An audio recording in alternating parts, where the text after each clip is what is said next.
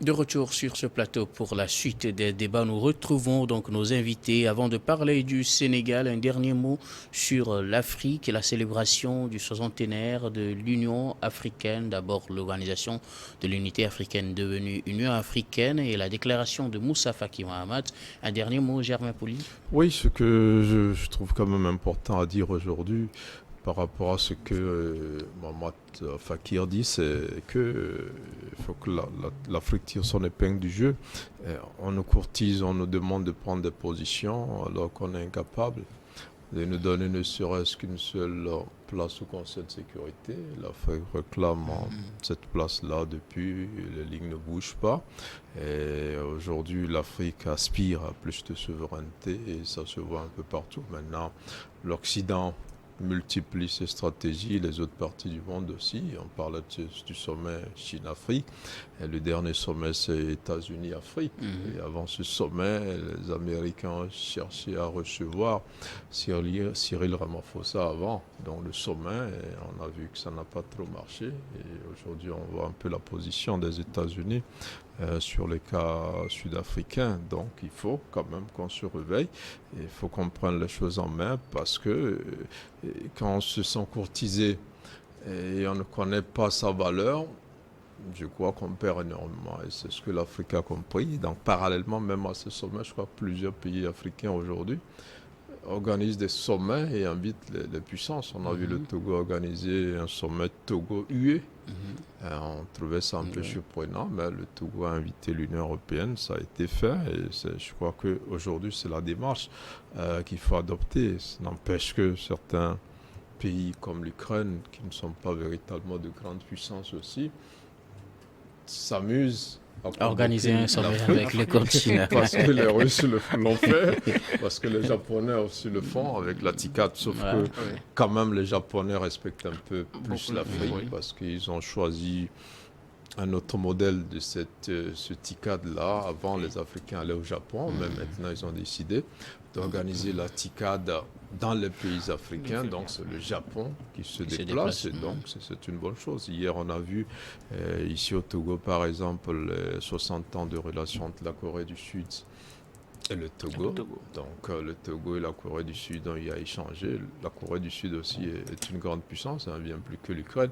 Elle aurait bien pu aussi organiser un sommet Corée du Sud-Afrique. Mais je pense que c'est pas grave.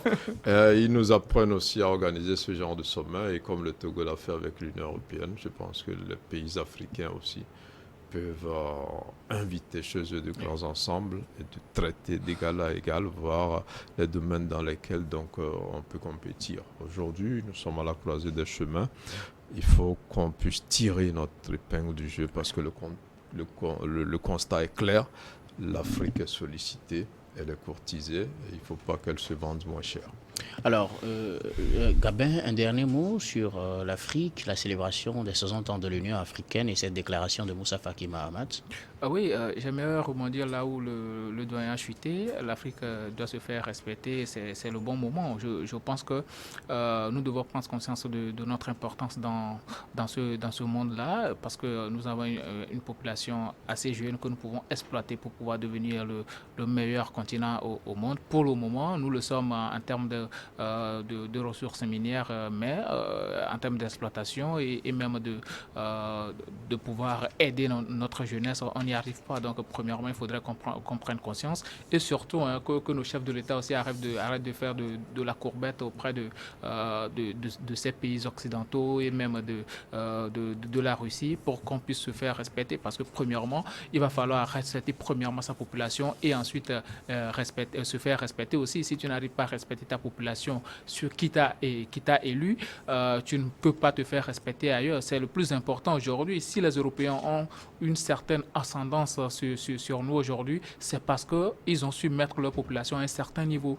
Ils ont su mettre le niveau de vie de leur population à un certain niveau. Il va falloir qu'on commence par là, par respecter notre population, à créer les conditions pour que nos populations puissent arriver à mieux vivre. Et ainsi, la conscience va naître tout naturellement. Mais si on fait toujours la courbette pour pouvoir sauvegarder notre fauteuil, alors que tout ça, c'est assez éphémère, pour sauvegarder notre fauteuil présidentiel et nos privilèges, alors que la population est en train de croupir sous le poids de la misère, ce sera compliqué que quelqu'un qui n'arrive pas à manger 2 fois, 3 fois par jour arrive à réfléchir et penser à sa liberté. Donc, c'est très important de pouvoir mettre nos populations à l'aise pour que demain, elles puissent prendre le relais de la liberté et de l'indépendance vis-à-vis de cette puissance occidentale. Merci beaucoup. Nous abordons donc notre deuxième sujet, direction donc le Sénégal. Le gouvernement promet la fermeté avant le retour de Sonko à Dakar. Ce jeudi 25 mai, le gouvernement sénégalais a promis la fermeté contre toute tentative de trouble à l'ordre public. L'opposant Ousmane Sonko a menacé plutôt d'inéligibilité à la présidentielle de 2024, s'apprête à prendre la route pour Dakar à la tête d'un convoi. Ousmane Sonko veut revenir à Dakar pour une bataille finale contre Macky Sall. Macky Sall aussi qui annonce la fermeté de son gouvernement face à tous ceux qui troubleront l'ordre public. Doit-on s'attendre encore à des journées tendues avant le verdict du procès à Adji Sarr au Sénégal le 1er juin prochain? Je dirais même une journée noire, pratiquement sombre pour la population sénégalaise si Ousmane Sonko s'entêtait à faire cette descente-là à Dakar. Mais tel qu'on le connaît, il va le faire parce que il se dit que la justice est en train de faire des machinations pour pouvoir l'empêcher à participer à des élections présidentielles qui vont se tenir très bientôt. Pour moi, c'est de bonne guerre parce que puisqu'il n'a pas d'armes, il n'a que la population avec lui, une partie de la population si on peut dire, il n'a que ça avec lui. Donc il veut faire une démonstration de force pour pouvoir montrer que réellement il est dans une certaine posture à en découdre avec le gouvernement en place. Et aujourd'hui, pour moi, Macky Sall, il est en train de jouer un mauvais jeu. Si réellement que tu ne veux pas participer aux élections, il faut l'annoncer pour que on arrive à mettre fin à toutes ces choses. Mais si tu maintiens le suspense jusque là, alors que tu n'as pas envie de participer aux élections puisque ce sont les dires de ces lieutenants, je pense que c'est mettre en péril la vie des Sénégalais. Je le dis toujours, certains vont dire par après que c'est Ousmane Sonko qui a amené les gens en pâture, mais il faut se dire que ceux-là qui vont tirer sur la population, ce ne sont pas des gens venus d'ailleurs, ce sont des Sénégalais. Et le gouvernement sénégalais aussi, ils sont des enfants de ce pays-là. Donc pour moi, Ousmane Sonko, quoi qu'on dise, il va descendre sur Dakar. Maintenant, qu'est-ce qui va se passer? C'est le gouvernement qui va le décider puisque le porte-parole du gouvernement l'a dit. S'il respecte les conditions et les lois, il n'y aura pas de problème. Mais est-ce qu'il n'y aura pas quelque chose, une embûche qu'on va lui tendre par après, disant que il a occasionné un trouble à l'ordre public et là, on va commencer par tirer sur les gens, sur les manifestants. On sait tous très bien la foule que Ousmane Sonko draine quand il Justement, au regard de cette foule qu'il draine quand il sort, voilà quelqu'un qui quitte Ziguinchor pour aller à Dakar, à une 50aine de kilomètres, et il va prendre la route avec tout son cortège de jeunes. Est-ce que ça, déjà, ne va pas créer ce que le gouvernement appelle trouble à l'ordre public? Si on laisse les jeunes marcher ou bien se manifester de Ziguinchor à Dakar et que les militaires ou bien les gendarmes ne leur posent pas de problème, je ne vois pas s'il y aura affrontement puisque s'il n'y a pas de danger devant, tu ne vas pas lancer des pierres, tu ne vas pas jeter des pneus à ces gens-là. Pour moi, je pense que le gouvernement sénégalais ou bien les autorités de la sécurité doivent faire preuve de responsabilité et laisser Ousmane Sonko faire ce qu'il a à faire. Même si moi, je lui reproche quelque chose, j'aurais voulu qu'il soit présent à ce procès-là. Si aujourd'hui, il a la capacité de dire que moi, je vais rallier Dakar, peu importe ce qui va se passer, je pense que le mieux serait qu'il se présente oui, beaucoup plus tôt qu'il aille à ce procès-là, avant même que le procureur ne fasse sa plaidoirie, qu'il arrive à contredire Adji Sarr devant le juge. Et là, par après, il peut faire preuve de... il peut faire ses manifestations aujourd'hui pour dire que voilà, on m'a triché, ou bien voilà, on est en train de faire des machinations contre moi pour que je ne puisse pas me présenter à des élections. Mais refuser de se présenter devant le juge sous prétexte que ces conditions sécuritaires ne sont pas réunies. Et c'est de la même condition qu'il va venir à Dakar. Voilà, c'est là où je me dis qu'il est en train de jouer un sale jeu aussi. il faut pas mettre la vie des gens en danger. Il faut quand même suivre la procédure normale et puis après, tu peux réclamer tes droits d'une autre manière. Mais refuser de se présenter devant le juge, le juge ne va pas te défendre, ne va pas parler à ta place. Et il ne sait pas réellement ce que tu penses. Peut-être que c'est parce que tu te reproches des choses que tu as refusé de venir. Maintenant, il est en train de donner raison à des gens qui disent qu'il est en train de fuir ce procès-là. Il fallait venir. Si aujourd'hui tu es prêt à défier tout l'armada de Macky Sall pour pouvoir rallier Dakar, le mieux, c'est de pouvoir se présenter au procès beaucoup plus tôt et puis se défendre réellement contre cette dame-là qui, ma foi, les témoignages m'ont laissé sans mots parce que pour moi, sur toute la ligne, avec mon œil de juriste, elle n'a fait que mentir. Vous pensez, malgré tous les détails, elle n'a fait que mentir. Dans les détails Est-ce qu'il y a des viols sur le genre de massage qu'on faisait à Macky Sall et finalement, Macky Sall l'aurait violé à 5 reprises selon ses témoignages. Je l'avais déjà dit ici. Beaucoup de personnes ont déjà participé ou bien sont déjà allées dans une salle de massage. Et c'est juste vous deux. Si une personne t'a violé une fois, même quand tu vois cette personne-là de loin, tu as tendance à fuir. Tu as peur de lui. Mais, une fois... Elle a été intimidée par l'arme de Macky Sall, de Ousmane Sonko. Si elle a été intimidée pour une première fois, une deuxième fois, elle ne peut pas dire ça à sa patronne. Elle ne peut pas le dire, ou bien dans l'institut, elle est la seule à entrer dans la salle avec Macky Sall, ou bien Ousmane Sonko plutôt, elle est la seule à entrer dans la salle, ou bien elle est la seule à gérer cet institut-là, puisque dans tout un immeuble, c'est elle seule et Ousmane Sonko qui sont là-bas en train de faire leur massage. Je ne pense pas. Elle a une patronne. Si une personne t'intimide une première fois, une seconde fois, une troisième fois, quatrième fois, cinquième fois, je pense qu'il est de bon ton de pouvoir dénoncer cette personne-là à ta patronne. Maintenant, merci. Tu ne dis rien même et tu te pointes là disant que il m'a violé, il m'a fait ceci et cela. Ousmane Sonko aurait mieux fait d'aller confronter cette dame-là et on verra si la vérité va rejaillir de quel côté ou pas. Merci beaucoup. Germain Pouli, le gouvernement promet une certaine fermeté face au retour annoncé de Ousmane Sonko à Dakar. Ousmane Sonko qui veut prendre la route pour venir à Dakar avec son cortège de jeunes qui va l'accompagner. Le gouvernement promet d'être très ferme dans ces manifestations, dans l'encadrement de ces manifestations. Est-ce qu'on doit s'attendre à des journées encore tendues au Sénégal ? Bon, ce que Ousmane Sonko a dit, c'est qu'il devrait quitter hier ou aujourd'hui. Oui. Ça n'a pas été fait. Certains journalistes qui sont à Ziguinchor ont constaté qu'il n'y a d'ailleurs eu aucune préparation. Il n'y a pas eu de préparatif de ce genre de caravane qu'il annonce. Il pourrait peut-être l'improviser, le faire, mais ce que le gouvernement dit qui a été assez clair et constant, c'est que on ne fait pas de manifestation sans informer l'autorité.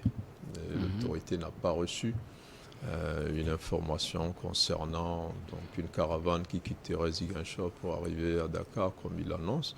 Et déjà, ça veut dire que l'activité est déjà interdite, parce que l'autorité n'est pas informée pour prendre des dispositions dont elle n'est pas autorisée. Donc, sous cet angle-là déjà, je pense que c'est une marche ou une caravane, si elle arrivait à être organisée, elle serait reprimée ou empêchée tout simplement parce qu'elle n'est pas légale, parce qu'on n'a pas suivi les conditions qu'il faut. Donc, le gouvernement se dit ferme et dit que c'est déjà pour le gouvernement, c'est une tentative de trouble à l'ordre public.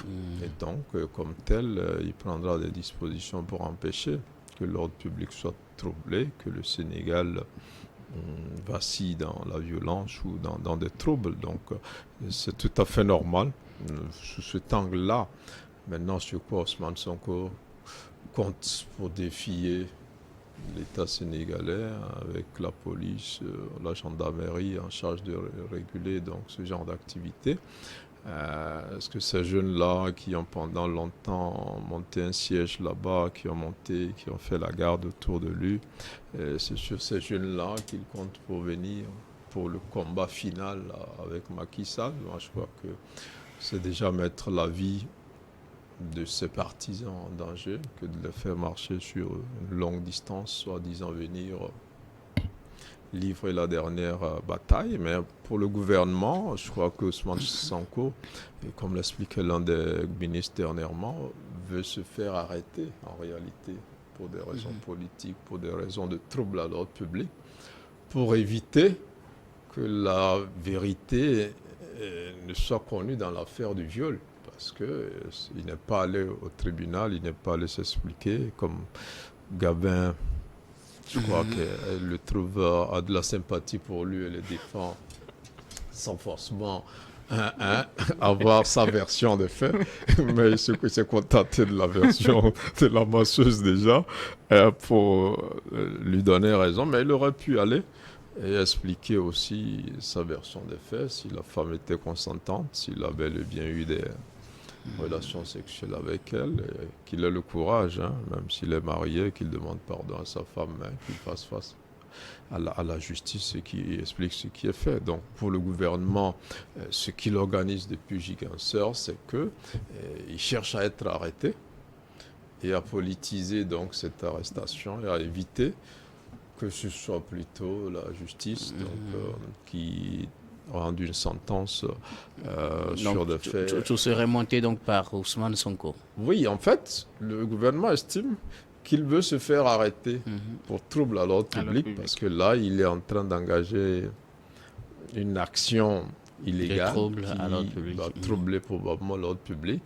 et se faire arrêter plus tôt que de subir la rigueur de la loi par rapport donc, à cette affaire-là qui finalement, on ne sait pas comment elle sera rendue puisqu'il ne veut pas se rendre au jugement, on ne sait pas comment il pourra se défendre, mais toujours est-il que moi je crois que courageusement, il aura dû aller se présenter, donner sa version des faits, que les gens comparent et qu'après, même si la justice n'est pas en sa faveur, qu'on puisse dire qu'on l'a triché.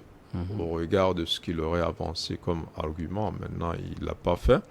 Il choisit de défier l'autorité. Je ne crois pas que dans un pays normal, je ne cherche pas à parler d'un pays où un président a envie de briguer un autre mandat que certains de ses opposants ne souhaitent pas. Mais dans un pays normal, le gouvernement a charge de garantir l'ordre public et dans les conditions où cette caravane-là veut être organisée, je crains qu'elle soit source de troubles dans ce pays et comme tel, le gouvernement a pris ses dispositions.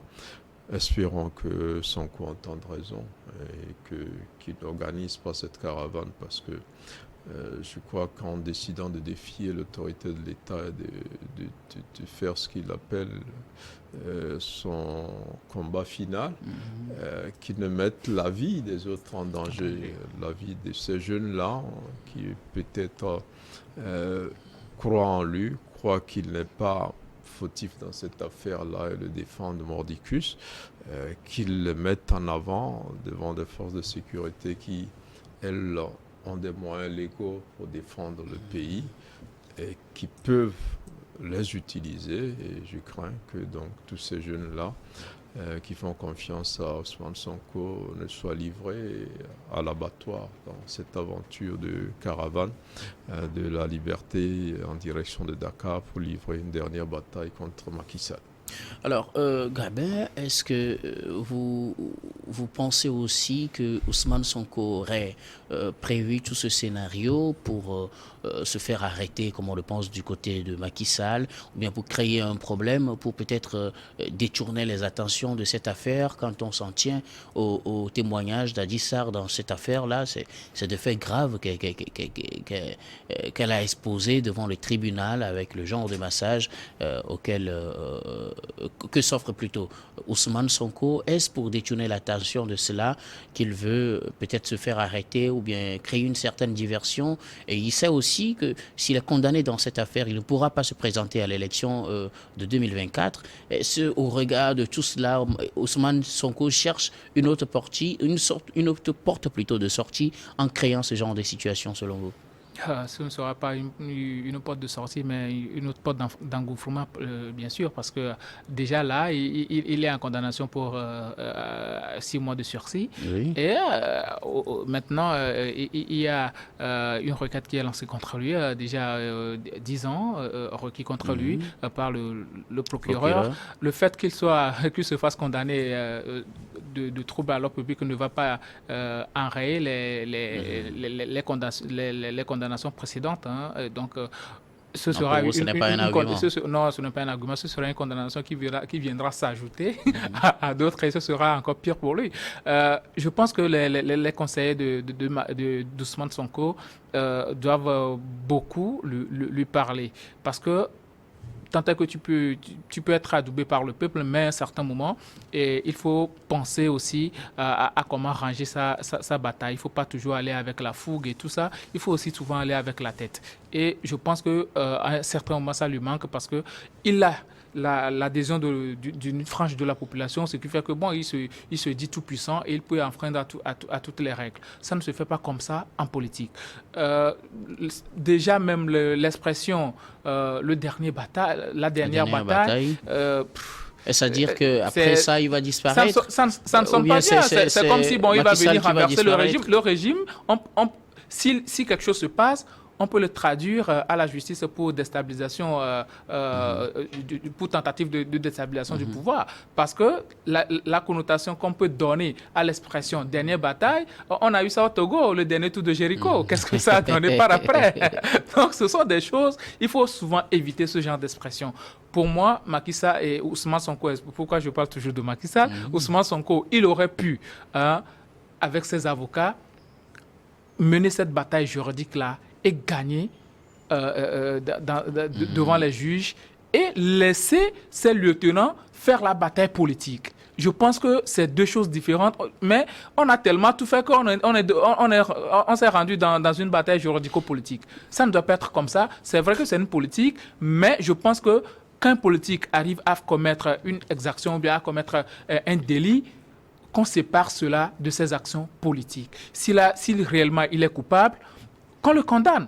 Mais s'il n'est pas coupable, qu'on le blanchisse. C'est aussi simple que ça. Mais le fait de jumeler les actions politiques avec ce qui se passe sur le plan civil, sur le plan juridico-civil, je pense que c'est assez compliqué aujourd'hui de pouvoir dissocier la personnalité politique d'Ousmane Sonko de ce qui se passe réellement sur le plan juridique. Aujourd'hui, il a tout fait pour créer de l'amalgame. Et le pouvoir y a contribué. La justice aussi a eu sa part là-dedans. Donc aujourd'hui, je pense qu'il faut quand même aller dans une certaine, je ne sais pas comment le dire, mais il faut quand même voir la situation, voir le danger que représente aujourd'hui la mobilisation d'Ousmane Sonko pour pouvoir trouver un compromis, peut-être pas le condamner à 2 mois de prison avec sursis, avec une grosse amende. Et puis bon, je suis sûr que les Sénégalais vont cotiser pour payer cette amende-là pour la calmie du pays. Parce que quand vous gérez un pays, aujourd'hui, si Macky Sall, quelque chose arrive à un citoyen, c'est sur sa tête. On va dire, Macky Sall a tué ci, Macky Sall a fait ça. Et après, on peut le poursuivre pour. Je pense qu'à son temps, avec Maître Abdoulaye Wade n'a pas eu à faire tout ce tintamarre côté juridique et tout. Il a même laissé Ousmane Sonko participer, Macky Sall participer à ces élections-là, dans lesquelles, bon, il a gagné dans les urnes.